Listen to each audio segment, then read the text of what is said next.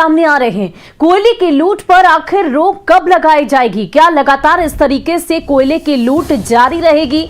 निरसा में कोयले की लूट पर आखिर रोक क्यों नहीं लग पा रही है? लगातार इस तरह की तस्वीरें सामने आती है। लूट की जानकारी के बाद भी आखिर पुलिस प्रशासन मौन क्यों है? धमकी देने के बाद भी माफियाओं पर कार्रवाई क्यों नहीं की जा रही? कोयले के लिए ब्लास्टिंग पर रोक क्यों नहीं लगाई जा रही है? ये तमाम ऐसे गंभीर सवाल हैं जो इस तस्वीर को देखकर उठ रहे हैं। रेलवे लाइन के पास आखिर इस तरीके से अवैध खदान कैसे चल रहा है? और अगर रेल हादसा होता है तो आखिर इसका जिम्मेदार कौन होगा?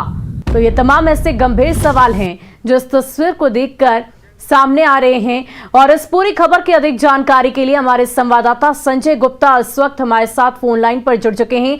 संजय, जिस तरीके की ये तस्वीर सामने आ रही है और लगातार इस तरह की तस्वीरें सामने आती है कोयले के अवैध खनन को लेकर, क्या इस पर प्रशासनिक कार्रवाई अब तक नहीं की गई है? क्या वाकई पुलिस प्रशासन की साठगांठ की बात सामने है? जो तस्वीरें सामने दिख रही है इससे साफ पता चलता है कि पुलिस प्रशासन के मिली भगत के बगैर इतनी बड़ी संख्या में लोग जो है तो वहां पर कोयले की लूट नहीं कर सकते हैं। और कहीं ना कहीं पुलिस की पूरी मिली भगत है, जो यही कारण है कि कोयले की पूरी लूट जो है पूरे धनबाद जिला के हर थाना क्षेत्र में चल रहा है। कोई भी ऐसा एक थाना नहीं बचा हुआ है जहाँ कोयले की लूट नहीं हो रही है।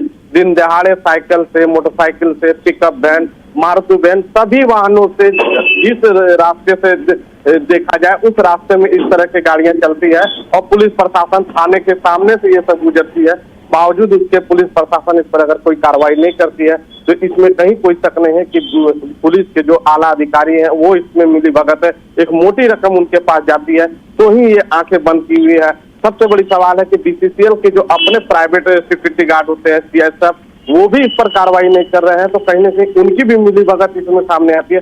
और सबसे आश्चर्य की बात है, कल ही गलफरवाड़ी थाना ओपी क्षेत्र में अवैध भट्टे में कोयले को ले जाने को लेकर पुलिस ने लाठियां भांजी है उन अवैध कोयला पहुंचाने को लेकर। तो कहीं ना कहीं पुलिस की संलिप्तता के बगैर ये छूट नहीं मिल सकती थी। हो सकता है कि जो आला अधिकारी हो, जिले के आला अधिकारी, उन तक ये जानकारी ना हो, लेकिन अगर ये चीजें हो रही है तो कहीं ना कहीं सरकार करोड़ों रुपए के राजस्व नुकसान हो रही है, जो लोगों के लिए हजम होने वाली बात नहीं है। बहुत बहुत शुक्रिया संजय, हमारे साथ जुड़ने के लिए, तमाम जानकारी के लिए। तो तस्वीरों को देखकर इस बात का अंदाजा लगाया जा सकता है कि कहीं ना कहीं पुलिस प्रशासन की मिली भगत से इस तरीके से कोयले का अवैध खनन हो रहा है। लेकिन सवाल तो ये है कि अगर रेलवे के किनारे जिस तरीके से ये खनन चल रहा है, किसी तरह की दुर्घटना घटती है तो आखिर इसका जिम्मेवार कौन होगा? वहीं झारखंड में नक्सली संगठन पीएलएफआई अपना नेटवर्क लगातार मजबूत कर रहा है। इसका खुलासा करते हुए रांची पुलिस ने 3 उग्रवादियों को गिरफ्तार किया है। गिरफ्तार सप्लायर के पास से पुलिस को बीएमडब्ल्यू और मॉन्स्टर जीप भी बरामद हुई है। हालांकि इस सप्लायर गिरोह का मास्टरमाइंड अब भी पुलिस के शिकंजे से दूर है।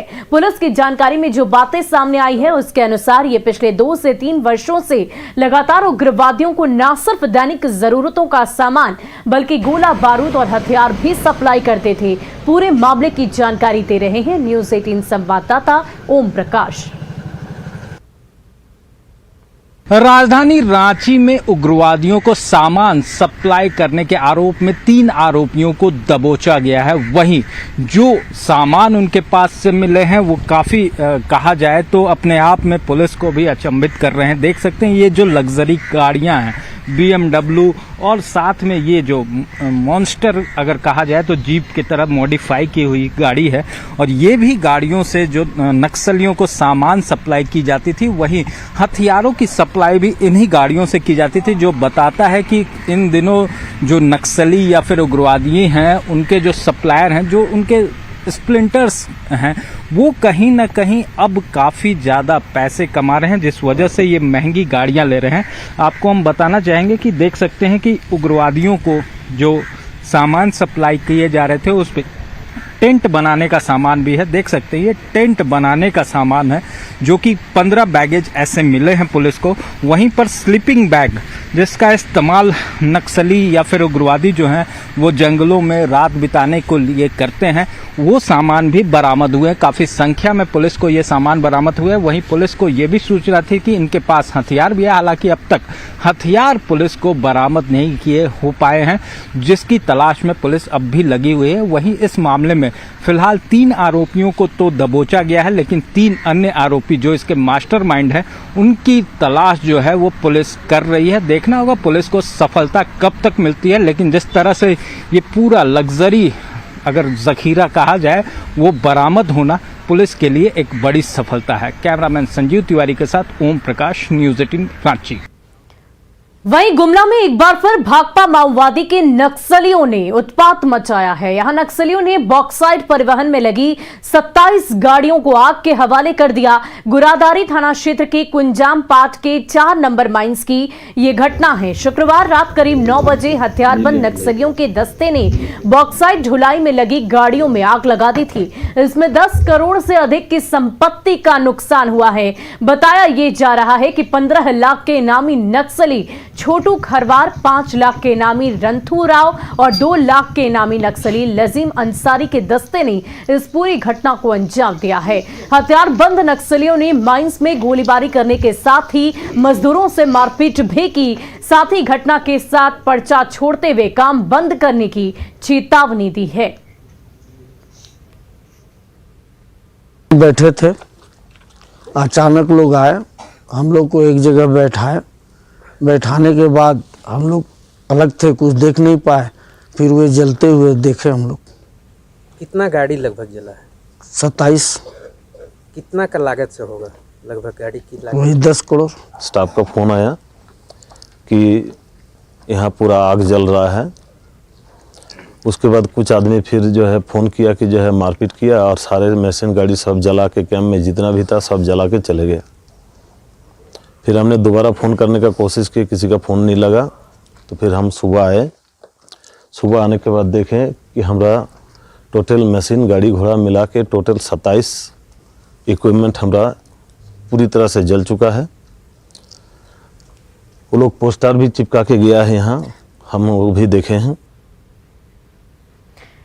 और सिमडेगा में 4 जनवरी को हुए मॉब लिंचिंग मामले में पुलिस ने फिर कार्रवाई की है। पुलिस ने आरोपी रेयारांग जोजो को गिरफ्तार कर जेल भेज दिया है। इस केस में पुलिस पहले ही 3 आरोपियों को गिरफ्तार कर चुकी है। घटना में 13 नामजद आरोपियों के खिलाफ केस दर्ज है। बताया जा रहा है कि पुलिस ने कई अज्ञात लोगों को हिरासत में लेकर पुलिस पूछताछ कर रही है।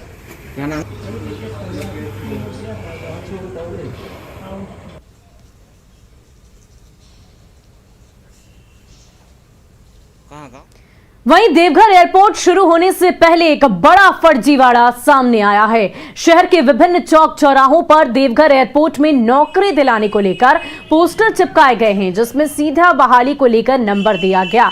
ऐसे पोस्टर से युवक गुमराह हो रहे हैं। जब बहाली के बारे में न्यूज़ 18 ने देवघर एयरपोर्ट के डायरेक्टर संदीप ढींगरा से बातचीत की तो उन्होंने इसे फर्जी बताया और कहा कि लोग बहकावे में ना आए। अधिक जानकारी दे रहे हैं संवाददाता मनीष दुबे।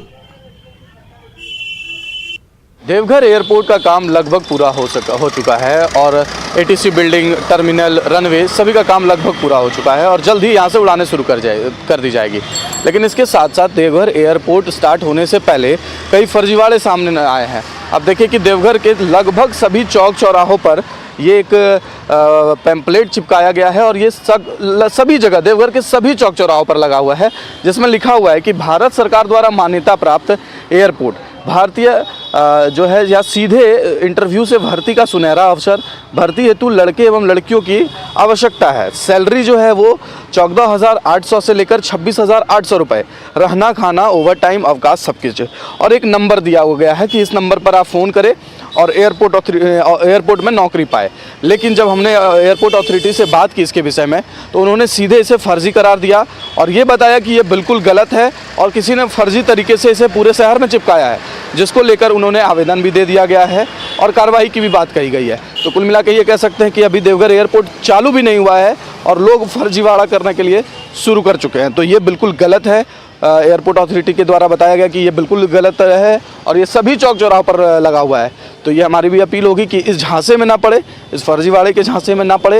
एयरपोर्ट अथॉरिटी के द्वारा कोई भी वैकेंसी नहीं निकाला गया है। मनीष दुबे, न्यूज़ 18